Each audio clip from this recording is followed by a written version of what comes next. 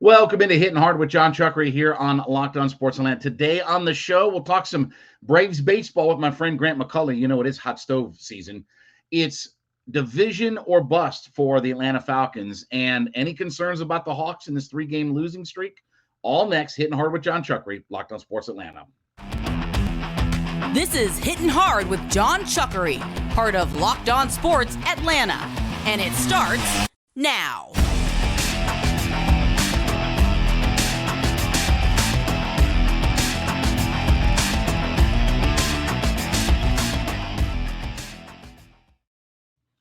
Hittin Hard is brought to you by Bet Online. We ask you to head to youtube.com, put Locked On Sports Atlanta into your search browser. When you get there, hit that subscribe button. We are now over 5,000 subscribers. We appreciate everybody being a part of our community. Download us for free on all of your favorite podcast platforms, including Spotify and Odyssey. Leave us a 5-star review. Roku and Amazon Fire, you can check us out there as well. And, of course, give me a follow on my personal Twitter page at JMCH316.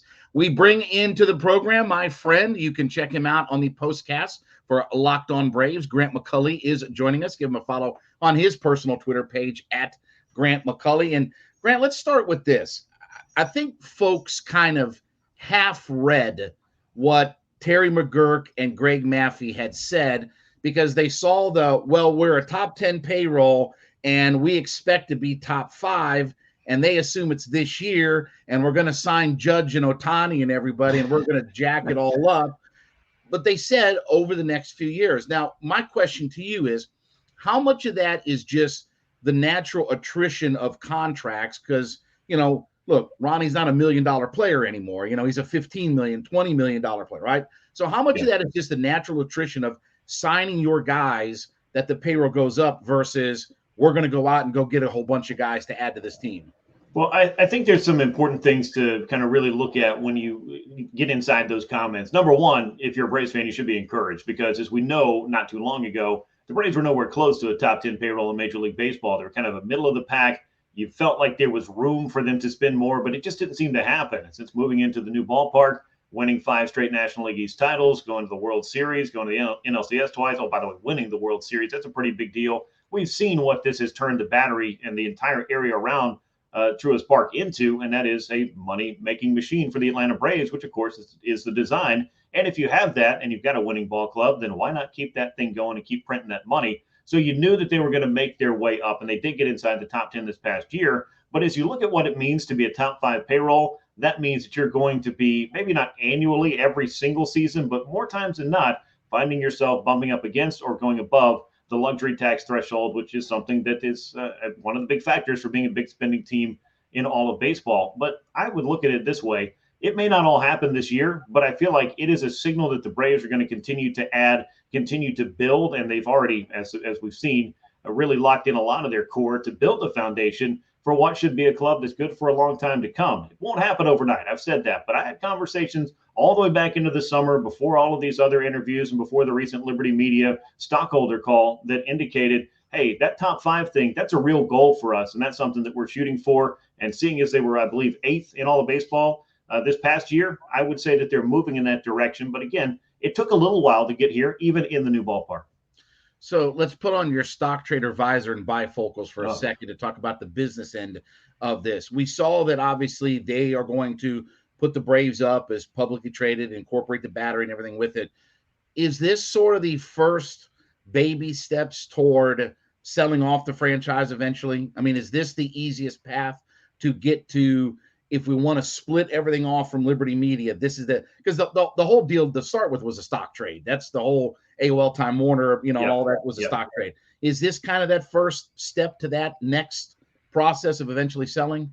I don't know. It may be too early to say that right now, but could it be? I guess so. I mean, and I'll preface all of this by saying I am not a financial analyst for the ball club. I like to analyze what's going on the field and with the roster and all of those things. But it is a fascinating move, most certainly, and something that has gotten people's attention because why wouldn't it? And with the trajectory of this club, again, to use that word, and the payroll that has continued to rise, I mean, they're making this a very attractive club. And we've already seen, those lists come out, I believe, annually in Forbes, that the value of the Braves has just continued to rise at the time that Liberty Media has owned it. And that's without even one of these great TV deals that some of these other clubs have. But Could it be an indicator that at some point they could be looking to do that? Yes, but as long as it's a financially viable operation the way that it is right now, there's a lot of excitement around it. I don't know that they're necessarily motivated to move the team right now. But again, if you're a Braves fan, looking at what they're doing with the club, I don't know that you're too necessarily worried about who owns the club at this moment, because the club's doing an awful lot of good things and they are spending money. All right, let's talk about the number one question on the field. I think we both think that the Braves will bring Dansby Swanson back, or at least I think that's your perception. I know it's mine. Mm-hmm. Let's talk about plan B, though. Is plan B, do you think, saw the comments, Ron Washington is working with Vaughn Grissom to try to make him an everyday shortstop. He believes that he can do that. I know Alex Anthopoulos has talked about the same thing. If for whatever reason Dansby is not here, you think it's more likely that Grissom gets his shot to start every day, or they go out on the market and find themselves, again, not Trey Turner or probably even Correa, but they go out and find themselves a free agent that they think is an everyday guy? There are just not a lot of good options outside of the top tier shortstops that we've talked about with Dansby Swanson. And that, of course, is Carlos Correa, Trey Turner, and Xander Bogaerts. And I know that you look at those top four guys, they're very different players. A couple of them, I think, in Correa and Turner's case, are very likely to get $200+ million, maybe even pushing the $300 million threshold if Scott Boras is able to really drum up that market for Correa this time around. Xander Bogaerts, though, is also going to be a $25 to $30 million a year player. And that's, I think, the expectation that Dansby's camp is looking at is that, we're going to figure out how to get the best deal that we can for the most years that we can. But I know that Dansby has said, and I've heard him talk about it, this is where he wants to be, and he is the one that's going to steer the ship for his negotiations. So at the very least, I don't think we're going to be sitting back trying to unpack all of the baggage that went with Freddie Freeman's departure from the Braves and everything that, we might still be talking about for years and years to come, depending on how it plays out. But there are not a lot of good free agent shortstops out there. And I just look at Vaughn Grissom as a guy that I feel like he came up, gave the Braves that nice jolt for about 3 weeks. But if you get inside his StatCast info and look at the fact that he had a very low hard hit contact rate, and some of those things just lead me to believe maybe as one of the youngest players in all of baseball, he gave the Braves a little bit this year to let you know that he is a player in the future. But I don't know that I'm ready to hand the keys over to Vaughn Grissom and let Dansby Swanson walk if I'm the Atlanta Braves. So I'll go all the way back to how you started it out. I still feel like a reunion with Dansby Swanson and the Braves, or a continuation of this relationship, is the thing that makes the most sense for both sides. Yeah, I agree. It would be hard. I think, look, I love Vaughn Grissom. It would be hard to just turn over the most important position on my diamond right over to him and say, go get it, kid. Go learn the position and be that guy. Let me ask you your thoughts about Kenley Jansen, about the idea of bringing him back. Is it too easy to just say Iglesias will be the closer next year? We're not even thinking about Jansen. Or would you be open to bringing Kenley Jansen back for another year and see what he's got and kind of roll with, how they did it with him and Iglesias, this past season? Yeah, I mean, I'd be open to it, certainly. I don't know how the Braves are going to look at, and we talked about the payroll a little bit earlier. I mean, there's going to be not finite amount of funds, but we've seen that they spend a certain amount over the offseason. Then they look at what can we do in season to supplement this club. So Alex Anthopoulos is not going to go empty out the entire bank account to try to get off-season help. So if you've got somebody like Iglesias, it pretty much takes away the impetus to feel like, oh, we've got to go get a proven closer. Like, you've got a guy who's a proven closer. You've also got a pretty strong bullpen built around him. Now, would Jansen make that mix better? I think that he would. I know that some people look at the couple of bad weeks that he had and some of the blown saves and think, oh, well, he didn't really offer a whole lot. But by the time he got down the stretch, the Braves bullpen really found its stride. And unfortunately, they just didn't get a long postseason run to do what they did last year and have that kind of night shift version 2 going on in the postseason. But I think Jansen would make the club a little bit better. But I also feel like if you go out and supplement with some other, good leverage arms that could help you out in that 6th, 7th inning, maybe see what Kirby Yates is able to do in year 2. They did sign Nick Anderson already formerly of the Tampa Bay Rays as well. That could be a move that could be kind of an under the radar one where you don't have to go out and spend $10, $12, $15 million on a 9th inning arm when you're already spending $16 million on Marcell Iglesias, which I know that closers are kind of a little bit different these days, and your leverage arms, they get in games at all kinds of different times. It's one of the reasons the Braves won the World Series, but $16 million is a lot to spend on one particular reliever. So you better have a pretty good job for him. And I'm sure that the Braves have something pretty good in mind for Marcell Iglesias. So one of the good problems that the Braves have too is at the catcher position. I'm curious your thoughts, because I've talked about this on the podcast about as you're moving into a final year, d'Arnaud, how much do you think that, I guess, let me ask it like this. Do the Braves, number one, feel like Contreras can be an everyday catcher for them? And two is, do we start to see a little bit of that twist and turn toward a little bit more Contreras and not that they're not going to play d'Arnaud, but just you start to see that transition this year from d'Arnaud to Contreras? Because I've said before, I'd like to see the Braves sign d'Arnaud if he's not a starter. Keep him around the ball club, man. I'd love to have Travis d'Arnaud around my ball club. So how much does that sort of transition this year? How confident are they about Contreras as a catcher? Well, number one, they are very confident about William Contreras, and especially the strides that he made this year behind the plate. We all saw what he did offensively. Right. You knew that power was in there, but he took a big step forward in terms of plate discipline and adding into becoming just a more complete hitter than he was in 2021 when he kind of got thrown into the fire, so to speak, because the Braves went through half a dozen catchers with Travis d'Arnaud on the injured list. But I don't know that they're going to make the transition really in 2023. I feel like it'll look a lot like it did this year. But the one place that I would like to see William Contreras, if he's not behind the plate, might be DHing, 2/3 of the time. If you're not going to go out and get somebody else to put in that spot, and we can leave the Marcell Ozuna discussion for another time, I'd like to see William Contreras in the lineup as much as possible, because I do think he makes that kind of an offensive impact. And maybe that's the way that you get him some more bats, and then figure out as you go forward what that transition could look like. But I think there's a lot of pros to having two catchers that you feel confident about, and the ability to be able to split that playing time and not ask one of them to have to catch 135 or 140 games, which is an awful lot in that workload. And as we've seen, that plan can go sideways with one bad slide or tag or one injury that costs you a catcher for 3 months out of the season. So I think William Contreras has really shown himself behind the plate. I talked to Travis d'Arnaud earlier in the year, and he said this was, a really transformative year for William, particularly with how well he worked with that pitching staff. A lot of big compliments for what he did this year. And then you throw in the all-star appearance and all the stuff he did offensively. I think you should be pretty excited about William Contreras. He's a big piece of the future, I think, for this club. All right, last question, Grant, because this is going to be, I think, fascinating, is what do you do with Marcell Ozuna? We saw the Cubs are going to eat $23 million. He's got whatever it is, 36 or 37, if there's that $1 million buyout or whatever to get him. What do? You can't play him, right? I mean, is that the only thing that we feel confident in, is that they're not going to play him, or is he going to get a shot? I'm just fascinated what's going to happen with him.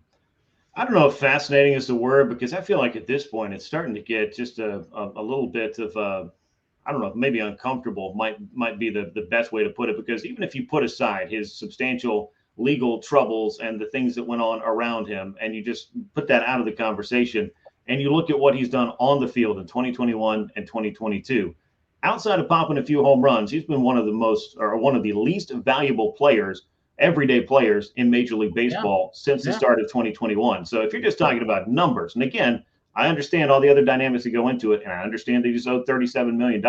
He does not make your club better in the big picture. And I think when you get to the granular level about what does this guy offer to the clubhouse, well, there's some obvious questions about how exactly, he brings, that aspect to the Atlanta Braves, or what exactly he does for the Braves in that regard. So I think it's at this point, you see what you can get for him. But if it comes down to eating the money and letting him go, I know that that's not how you necessarily want to get into the big payroll spending, but sometimes addition by subtraction is something that can really help a club out. And I would much rather see somebody with the kind of promise of a William Contreras getting the valuable at-bats at DH.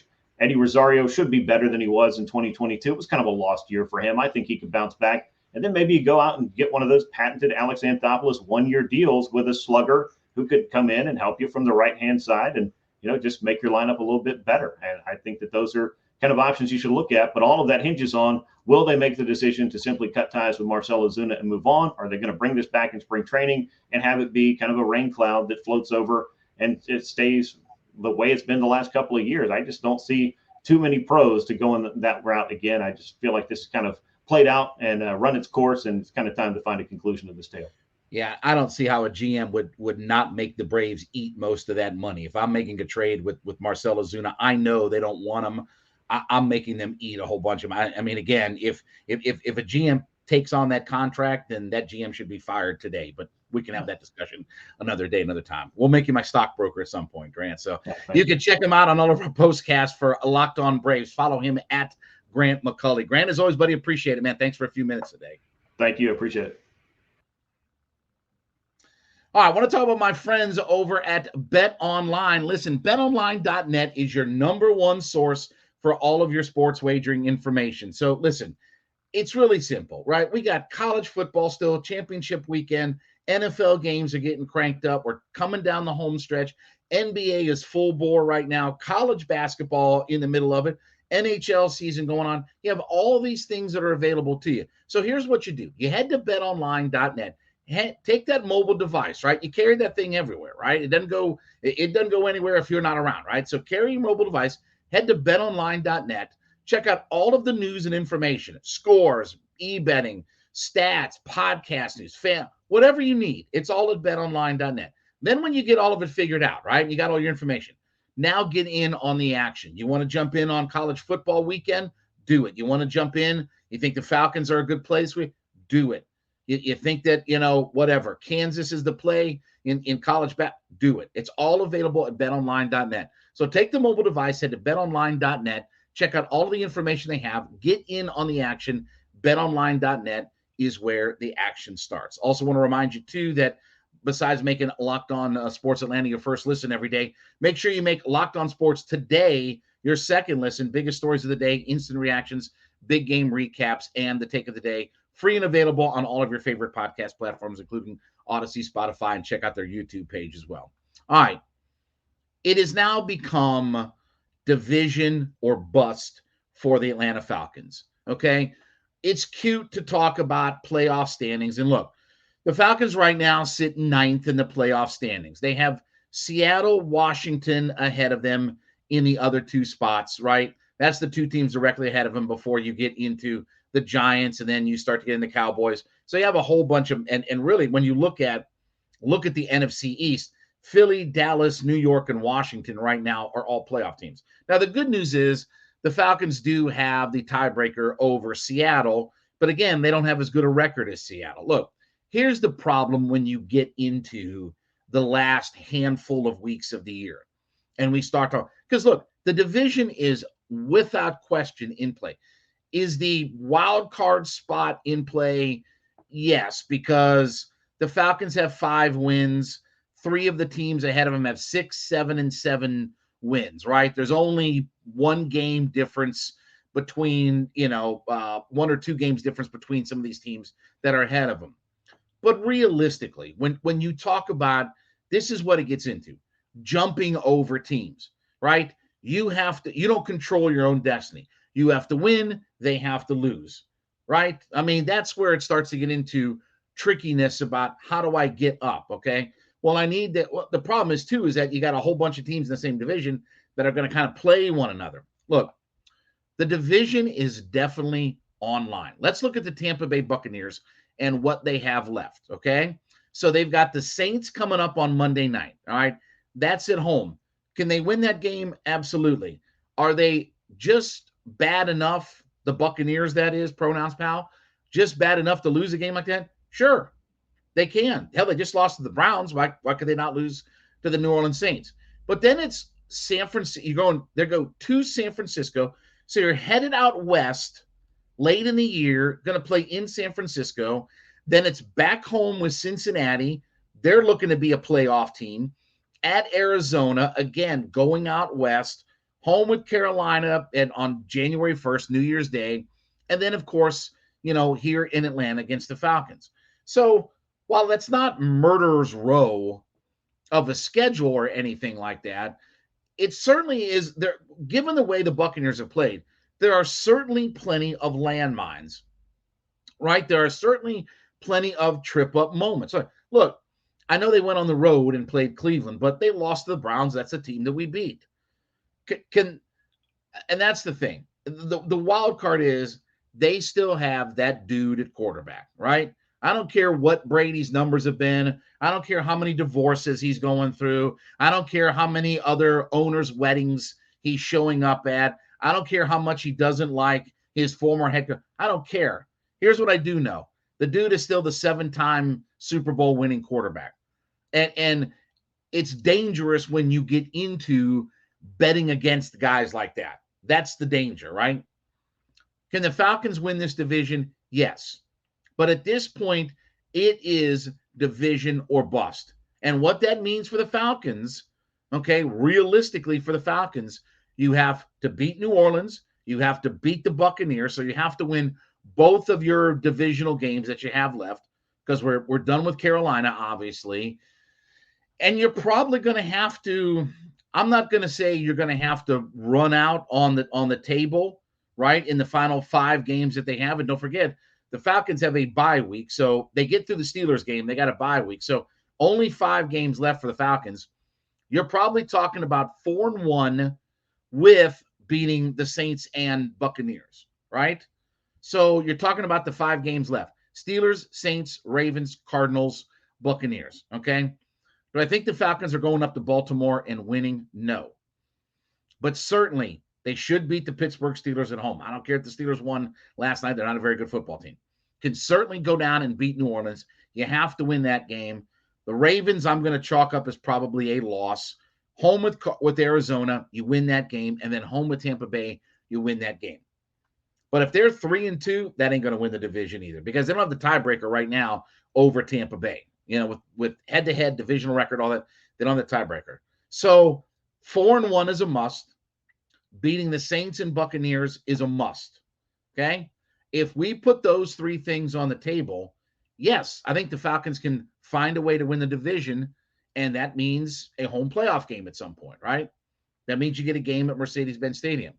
And look, I'm not telling you that the Falcons are going to go far in the playoffs and all this, that, and the other, blah, blah, blah, blah, blah, blah, blah. I get all that. But what have we talked about consistently all year long? It is winning games. They want to win games. The front office wants to win games. They're putting out the players they think can win them the most games. They're not rolling the dice and taking a chance on a rookie quarterback as to what he can or cannot be. They're going with what they feel like is their known commodity. And they're going to keep this formula most likely until the end of the year, because let's face it, Falcons are really not going to get knocked out of the division probably until the last week of the season. I don't think that there's much doubt that the division is going to come down to the final week. Now, maybe a week before or something like that, the Falcons stub their toe in one other place, but more than likely this division comes down to the very end. And part of that is the schedule for the Falcons. Part of that is not trusting the Buccaneers. Again, the Buccaneers in the last handful of games, they could run it. It's still the Buccaneers. It's still Tom Brady. I don't like betting against Tom Brady, but they certainly don't look like the same team. So at this point for the Falcons, it's division or bust. Make sure you take care of business against the Saints. Make sure you take care of business against the Buccaneers. Make sure you take care of your business against the conference. Make sure you take care of your business against bad football teams. And guess what? That starts on Sunday at Mercedes-Benz Stadium with the Pittsburgh Steelers coming in. Handle your business there. All right, I want to talk about my friends over at Built Bar. Listen, we've talked a bunch about going to Built.com. Everybody's looking for that low-calorie, low-sugar, high-protein, low-carb type snack, right? Built.com is the place to go. Look, they're always coming up with a new flavor each month. So I want you to head to Built.com. Check out their wide menu of products, right? We've talked about the protein-infused marshmallow puffs. You want something that's got a little different taste and texture, but still has the low sugar, low carb, low cal, high protein mix to it? Try the marshmallow puffs. So when you get to Built.com, I want you to go and take a look at their menu of all their different products. When you get your order put together, okay, I'm going to give you a deal. Get to checkout, put the promo code LOCKEDON15, LOCKEDON, the number 1, the number 5, put LOCKEDON15 into your promo code browser, and when you get that, you're going to get 15% off your order simply by using the promo code LOCKEDON15. So if you need low carb, low sugar, low cal, high protein snacks, and you're looking for the perfect bar with good texture, good taste, everything that goes along with it, right? Nobody wants to eat chewed up leather, right? You'd rather like cut the sole off your tennis shoe and just eat that versus eating some of these protein bars. Not the problem at Built.com. Everything is fantastic over there. I love these folks. Such great products. Check them out today and save yourself 15% by using the promo code LOCKEDON15. All right, Hawks last night. So, look, third loss in a row to Philadelphia. Is it time to get concerned or whatever? Let's look at the numbers first. Let's talk about some of the numbers about where we're at. Okay. Remember we talked about starting last Wednesday against the Sacramento Queens, right? You got 19 games from last Wednesday, day before Thanksgiving, until the end of the calendar year. Can you go 13-6? Because you got a lot of games against teams that are like that, right? One of them's tomorrow night, where you get the Orlando Magic, the Orlando Muck-It-Ups, right? So they're not a very good basketball team. So look, there are plenty of opportunities to win a bunch of games in this stretch of the schedule from last Wednesday until the end of the calendar year, December 30th, when they play the Lakers. Okay. Well, so far in 4 games, the Hawks are 1-3. These last 3 games that they've lost in a row, because remember, they beat the Sacramento Queens. I was at that game on Wednesday. Then they've lost 3 in a row, including the Houston Rockets, right? Including the Miami Heat, who've not been a very good team this year. And then last night to Philadelphia. The problem is this. You've blown leads of 16, 11, and 16 in those 3 games. The Hawks are now 27th in the NBA in fourth quarter shooting. 27th in the NBA scoring, 27th in the league in fourth quarter scoring. You've blown 3 double-digit lead. You've blown a double-digit lead in all 3 of these games out there. Am I concerned? A little bit, because you got to get things on track pretty quickly here. I mean, here's the problem. Yes, it's a long season. It's the NBA and things like that. But there are times and opportunities on your schedule that you have to make some hay. Because the season is so long, you can't look at it as an 82-game snapshot. You have to take stretches and chunks and chips and chooks and everything else and look at it from that standpoint. This is one of those stretches. Because what happens is when you get to January 1st, now you're on the West Coast, right? Now it's, again, the Lakers, the Clippers, Golden State, right? It's going all the way out there and spending time out there. And look, most teams that go east to west and west east, that's not exactly what they want to do, right? You're on the road for a while. You're not home. You're not in your bed for any length of time. You're spending a bunch of time out on the West Coast. Look, the attrition of just going out there, a lot of teams don't fare well. Remember, the biggest reason the Hawks got off to a 1-8 start on the road last year is because they had to go to Phoenix, Denver, Utah, and there was another team. I don't remember what team it was, but you got off to a rough start on the road, and that's going to happen. It's when you travel across the country, guys aren't always going to be motivated.